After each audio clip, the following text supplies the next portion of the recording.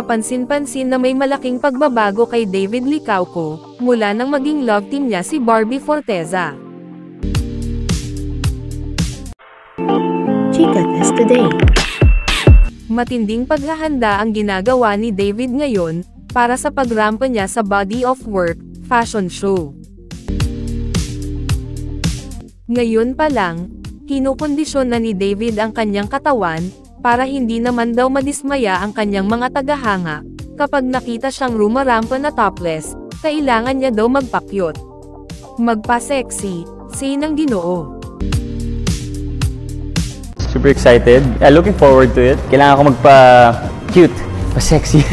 Subalit, tila may malaking pagbabago, mula nang maging love team niya kasi si Barbie, hindi na katulad noon si David, na matapang maglantad ng katawan, dati kasi ay game talaga siyang magpakita ng buong katawan, na briefs lang ang suot.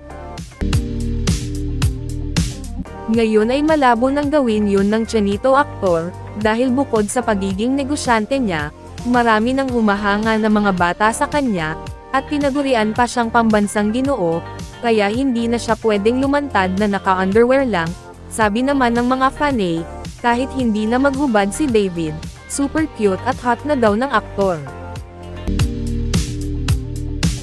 Hiniling pa nga ng mga fanay, na isama daw si Barbie na rumampa sa tabi ni David, ngunit imposible naman yun, dahil nga magkaiba ang kanilang management, at hindi rin endorser si Barbie ng bench.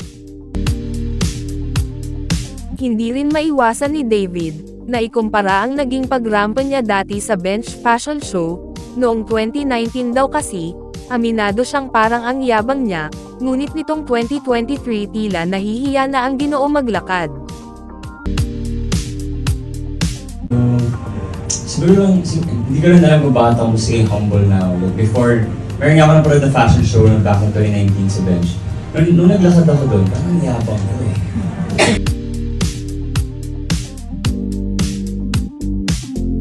Marahil very grateful lang si David sa natatanggap niyang blessings, kaya mas naging mapagkumbaba pa siya, sa kabila ng kanyang katanyagan, at dahil kay Barbie mas naging mabuting tao si David.